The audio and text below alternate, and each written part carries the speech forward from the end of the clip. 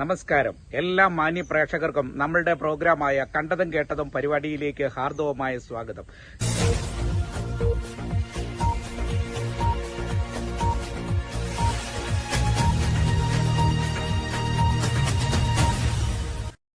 ഞാൻ നിങ്ങളുടെ സ്വന്തം സോണിച്ചൻ 40 അംഗളമാണ്. ഇന്ന് നാം നേരെ പോകുന്നത് പാലക്കാടേക്കാണ്. കഴിഞ്ഞ ദിവസം പാലക്കാട് കൊട്ടിക്കലാശമൊക്കെ കഴിഞ്ഞു.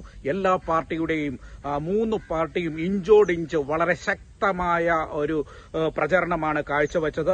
ഇനിയുള്ള മണിക്കൂറുകൾ നിശബ്ദ പ്രചരണമാണ്. നാളെയാണ് ഇലക്ഷൻ, 20-ാം തീയതി നാളെ ഇലക്ഷൻ നടക്കുകയാണ്.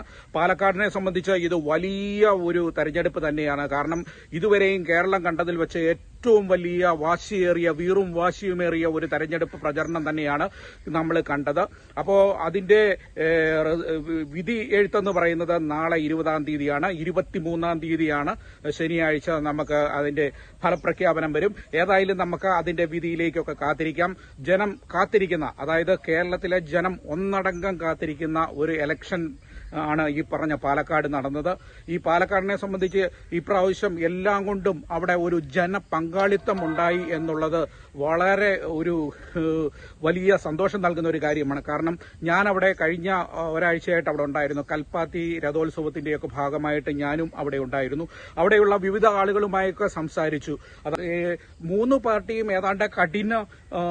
ഏതാണ്ട് ഒപ്പത്തിനൊപ്പം പോകുന്ന ഒരു കാഴ്ചയാണ് കാണുന്നത്. പക്ഷേ ജനങ്ങളുടെ ഒരു മനസ്സിൽ ഷാഫി പറമ്പിൽ എന്ന് പറഞ്ഞ വ്യക്തി പാലക്കാടിനു വേണ്ടി ചെയ്ത ആ കാര്യങ്ങൾ അവർ വിസ്മരിക്കുന്നില്ല. ഒരല്പം മുൻതൂക്കം UDFന് തന്നെയാണെന്നാണ് നമുക്ക് അറിയുവാൻ സാധിക്കുന്നത്. ഇപ്രാവശ്യം രാഹുൽ മാങ്കൂട്ടം വിജയിക്കുമെന്നാണ് നമുക്ക് അറിയുവാനായിട്ട് സാധിക്കുന്നത്. കാരണം ജനങ്ങളുമായിട്ടൊക്കെ സംസാരിച്ചതിന്റെ വെളിച്ചത്തിൽ നമുക്ക് അവരുടെ ആ ഒരു സംസാരത്തിൽ നിന്ന് നമുക്ക് മനസ്സിലാവുന്ന ഒരു കാര്യമാണ് രാഹുൽ മാങ്കൂട്ടത്തിൽ. ഈ 3 പേരിൽ രാഹുൽ മാങ്കൂട്ടം, കോൺഗ്രസിന്റെ രാഹുൽ മാങ്കൂട്ടം തന്നെയാണ് ഒരല്പം മുന്നിലായിട്ട് നിൽക്കുന്നതെന്നാണ് നമുക്കറിയുവാൻ സാധിക്കുന്നത്.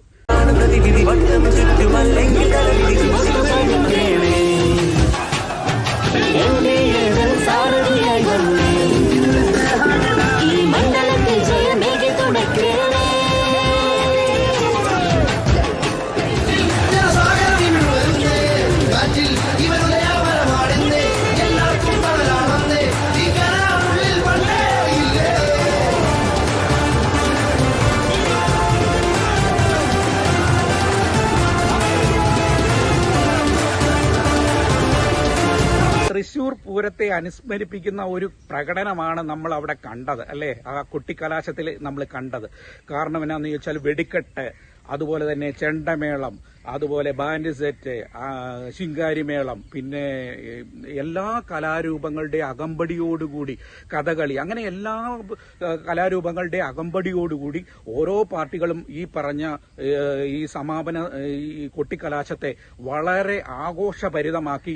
അത് കണ്ടു നിന്ന ജനങ്ങളുടെയൊക്കെ കണ്ണുകളൊക്കെ കുളിരറിയുന്ന ഒരു കാഴ്ചയാണ് കാണുവാൻ സാധിച്ചത്. വലിയ ജനക്കൂട്ടം ഇത് വീക്ഷിക്കുവാനായിട്ട് വന്നിരുന്നു. എല്ലാ പാർട്ടിയുടെയും കൂടെ വലിയ ഒരു പിന്തുണ യോടുകൂടിയാണ് സ്ഥാനാർത്ഥികളെല്ലാം മുന്നോട്ട് വന്നത്.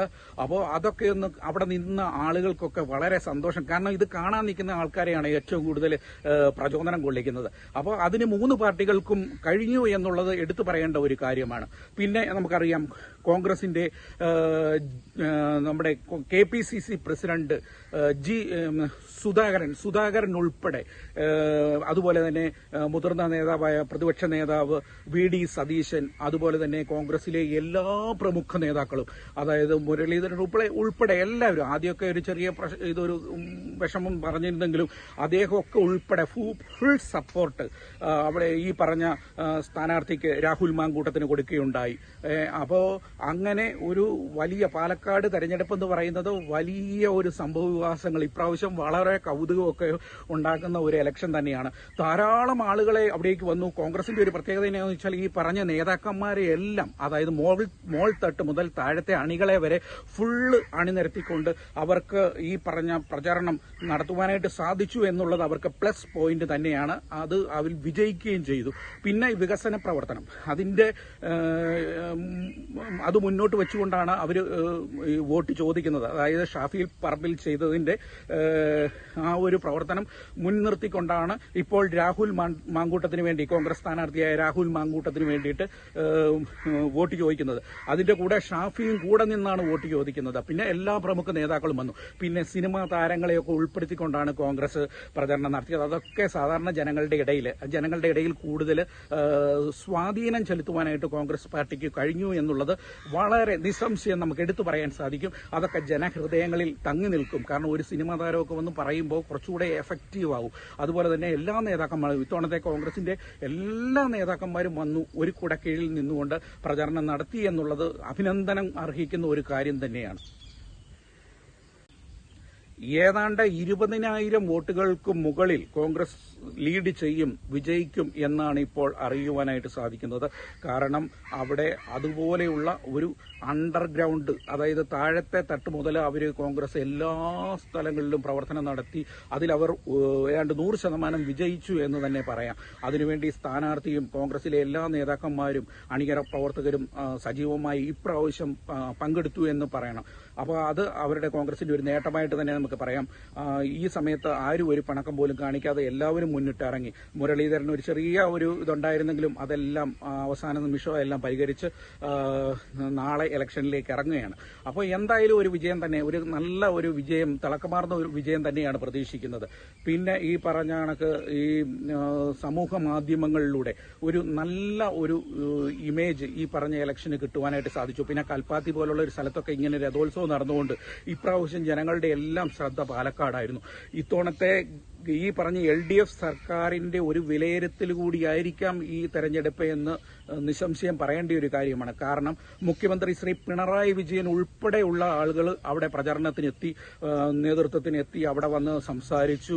അതുപോലെ അവിടുത്തെ രാജേഷ് ഒക്കെ MP ആയിട്ടുള്ള അദ്ദേഹം ഒക്കെ അവിടെ തമ്പടിച്ച് നിന്നു. അതുപോലെ കമ്മ്യൂണിസ്റ്റ് പാർട്ടിയിലെ നേതാക്കന്മാരും മിക്കവരും തന്നെ അവിടെ വന്ന് ഈ പറഞ്ഞ സരിന് വേണ്ടി, അതായത് അവിടുത്തെ സ്ഥാനാർത്ഥിയായ സരിന് വേണ്ടി പ്രവർത്തിച്ചു. അദ്ദേഹം ഒരു ഡോക്ടറാണ്.